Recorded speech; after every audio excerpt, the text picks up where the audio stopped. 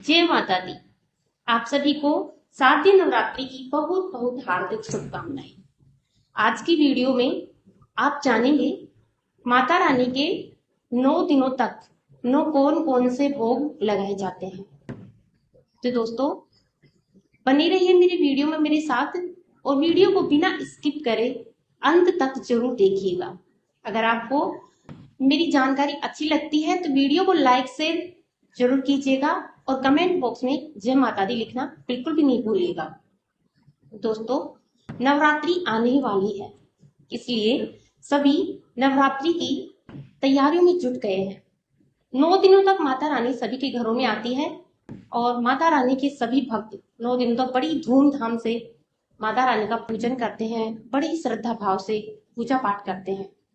9 दिनों तक जो माता का पूजन किया जाता है, माता की जो आराधना की जाती है, उसका फल भी सभी को माता रानी देती है। तो आइए सबसे पहले हम जानते हैं कि पहले दिन माता रानी के शैलपुत्री स्वरूप का पूजन किया जाता है।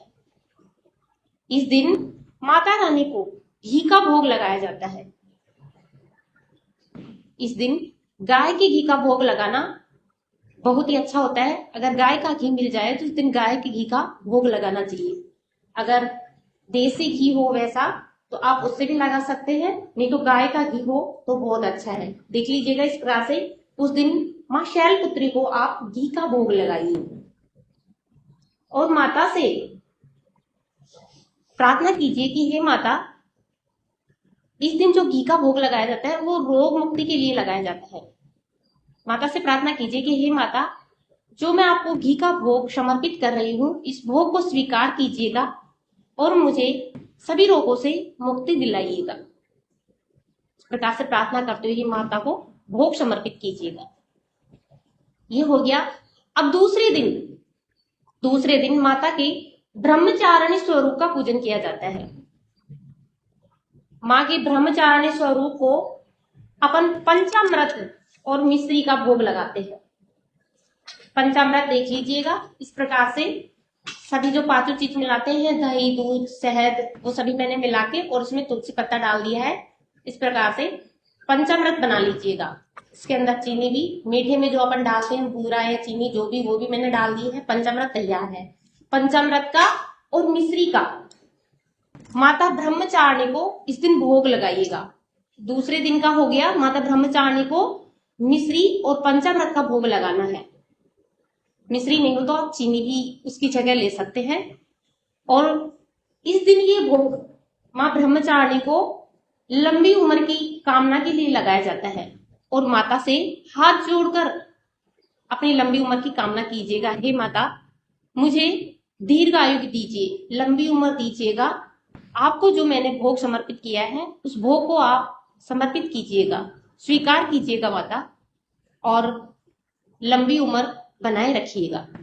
इस प्रकार से कामना करते हुए माता को भोग स्वीकार कीजिएगा। अब तीसरे दिन माँ चंद्रघंटा स्वरूप का पूजन किया जाता है। तीसरे दिन माँ चंद्रघंटा स्वरूप का पूजन किया जाता है। इस दिन हम माता को दूध का भोग लगाते हैं। देख लीजिएगा इस प्रकार से उस दिन हम माँ चंद्रघंटा को दूध का भोग लगाएंगे और दूध की मिठाइयों से बनी हुई उसका भी भोग लगा सकते हैं। जो दूध से बनाई जाती हैं मिठाइयां, उनका भी आप भोग लगा सकते हैं, या फिर दूध हो, दूध में आप उस दिन दूध का भी भोग लगा सकते हैं जिसके पास दूध हो। और माता चंद्रघंटा को इस दिन जो भोग समर्पित करते हैं और अपनी दुखों से मुक्ति पाने के लिए माँ को वो भोग समर्पित करते हैं। तो माँ से हाथ जोड़ के कामना कीजिएगा, प्रार्थना कीजिएगा कि हे माता रानी, जो मैं दूध का भोग आपको समर्पित कर रही हूँ, आप ये स्वीकार कीजिए और मेरे सभी दुखों को हर लीजिए। मुझे दुखों से मुक्ति दीजिए माता, सभी दुख मेरे से हटा दीजिए। इस प्रकार कामना करते हुए माता को भोग स्वीकार कराइए। अब तीसरे दिन का हो चुका है। चौथे दिन हमें कुष्मांडा माँ स्वरूप का पूजन करना है। माता के कुष्मांडा रूप स्वरूप का पूजन करना है और उस दिन माता को गुड़ का भोग लगाना है। देख लीजिएगा इस प्रकार से गुड़ का भोग लगा दिए, या फिर गुड़ से आप कुछ बनाना चाहिए, मालपुए या फिर गुलगुले कुछ भी बनाना चाहिए तो मीठा बना के अपन उसका भी भोग लगा सकते हैं। लेकिन देख लीजिएगा, अगर गुड़ हो तो इस प्रकार से उस दिन माँ कुष्मांडा को गुड़ का भोग लगाइए।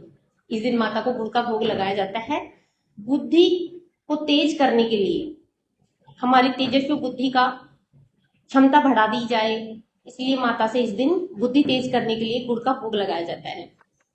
माँ कुष्मांडा को गुड़ का भोग समर्पित करके प्रार्थना कीजिए कि हे माता, आप मेरा भोग स्वीकार करें और मेरी बुद्धि की क्षमता बढ़ाएं। इस प्रकार से चौथा दिन हो चुका है। अब पांचवें दिन माता के स्कंद स्वरूप का पूजन किया जाता है। माँ दुर्गा के स्कंद स्वरूप का पूजन होता है उस दिन। तो स्कंद स्वरूप में माता को कौन सा भोग दिया जाता है? इस दिन माता को केले का भोग लगाया जाता है। स्कंद स्वरूप में माँ को केले का भोग लगाइए। इस प्रकार से देख लीजिएगा, केले का भोग लगाइएगा और केले का भोग लगाते हुए माता को बोलिए, माता से प्रार्थना कीजिए, हे माता, मैं आपको जो भोग चढ़ा रही हूं उस भोग को स्वीकार कीजिएगा माता रानी, और मेरे शरीर को स्वस्थ बनाए रखिएगा। किसी भी प्रकार से कोई बीमारी नहीं आने दीजिएगा। इस शरीर को एकदम स्वस्थ बनाए रखिए और मेरे भोग को स्वीकार कीजिएगा। इस प्रकार से अपन स्कंद माता से प्रार्थना करेंगे। अब ये कंप्लीट हो चुका है। इसके बाद में छठे दिन माँ के कात्यायनी स्वरूप का पूजन किया जाता है। छठे दिन कात्यायनी स्वरूप का पूजन करके उस दिन माँ कात्यायनी को शहद का भोग लगाया जाता है। देख लीजिएगा, शहद लीजिएगा इस प्रकार से और माँ कात्यायनी को शहद का भोग लगाइए। शहद का भोग लगाते हैं अपन सुंदरता के लिए। माता से प्रार्थना करिए हाथ जोड़कर कि हे माता रानी, आप मेरा भोग स्वीकार कीजिए। जो भी मैंने भोग लगाया आपको उसको स्वीकार कीजिए और मुझे सुंदरता दीजिए। इस प्रकार की कामना करते हुए माता से। अब अगले दिन होती है महागौरी की। 7वें दिन काल रात्रि का पूजन किया जाता है। 7वें दिन माता काल रात्रि का पूजन होता है। काल रात्रि में हमें गुड़ का भोग लगाना चाहिए। उस दिन हमें गुड़ से कुछ बनाना नहीं है, उस दिन हमें गुड़ का ही भोग लगाना है 7वें दिन।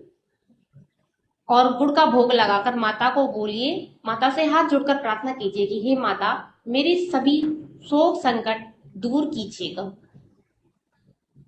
और इस प्रकार प्रार्थना करते हुए माँ काल रात्रि से भोग के बारे में कहिएगा, हे माता, मेरा भोग स्वीकार कीजिएगा और मेरे सभी दुख दूर कीजिएगा।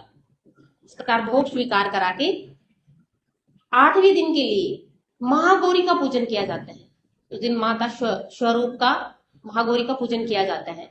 महागौरी की पूजा में हमें नारियल का भोग लगाना चाहिए।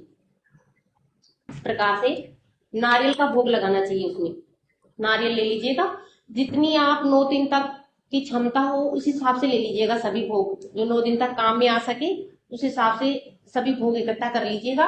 ये देख लीजिए नारियल, ये महागौरी को नारियल का भोग लगाइएगा और नारियल का भोग लगा के माता से विनती कीजिएगा। संतान संबंधित समस्याएं होती हैं, जिनको संतान नहीं होती है या फिर संतान की ये कभी बीमार रहते हैं, उनमें कोई समस्या होती है, तो माता से हाथ जोड़कर प्रार्थना कीजिए कि हे माता, मेरी संतान को एकदम सुखी रखिए, खुश रखिए। और जिनके संतान नहीं है वो इस प्रकार से प्रार्थना कीजिए, हे माता, हमें संतान सुख जरूर दीजिएगा। माता रानी सभी की सुनती है और महागौरी माता सभी की मनोकामना पूर्ण करती है। और माता रानी मेरा भोग स्वीकार कीजिएगा। इस प्रकार माता को भोग स्वीकार करवाइएगा और अपनी कामना बोल दीजिएगा। अब हम 9वें दिन माँ सिद्धिदात्री का पूजन करेंगे। 9वें दिन माँ सिद्धिदात्री का पूजन करते हैं। उस दिन माता को हलवा, पूरी, खीर इन सब का भोग लगाते हैं और चना लीजिएगा। इस दिन चना, हलवा, पूरी, खीर ये देख लीजिएगा। खीर और हलवा पूरी ये सब मैंने बनाया नहीं है क्योंकि मैं वीडियो बना रही थी, तो आप उस दिन बना लीजिएगा। 9वें दिन जब हम नवरात्रि की कन्या जिमाते हैं, उस दिन नवरात्रि उठाते हैं, उस दिन की बात है। उस दिन माँ सिद्धिदात्री का पूजन किया जाता है। तो हलवा, पूरी, खीर और चना ये जरूरी है उसमें होना। उस दिन माता को ये भोग जरूर लगाइएगा। और माता से कामना कीजिएगा कि हे माता, आप ये सब मेरा भोग स्वीकार कीजिएगा और भोग स्वीकार करके मेरे सभी परिवार में सुख समृद्धि लाइएगा। माता सुख समृद्धि बनाए रखिएगा हमेशा। ये कामना करते हुए माता के सामने हाथ जोड़कर विनती करनी चाहिए कि हे माता रानी, हमेशा इस प्रकार अपनी कृपा बनाए रखिएगा। इस प्रकार से अपनी सभी जो भी मनोकामना है माता के सामने बोल दीजिएगा। इस प्रकार से आप सभी को समझ में आ गए होगा माता रानी के 9 दिनों के 9 भोग। अगर दोस्तों मेरी ये 9 दिन की भोग की बताई हुई सभी चीजें आपको समझ में आ गई हो तो मेरे चैनल पर कमेंट कर दीजिएगा और कमेंट में जय माता दी जरूर लिखिएगा। अगर आपको नवरात्रि से संबंधित और भी अधिक जानकारी चाहिए तो कमेंट में लिख के बताइएगा। मैं आपके लिए और भी नई वीडियो लेकर आऊंगी। और चैनल को सब्सक्राइब जरूर कर लीजिएगा और वीडियो को लाइक शेयर कर देना और इसी प्रकार अपना सहयोग बनाए रखिए। जय माता दी।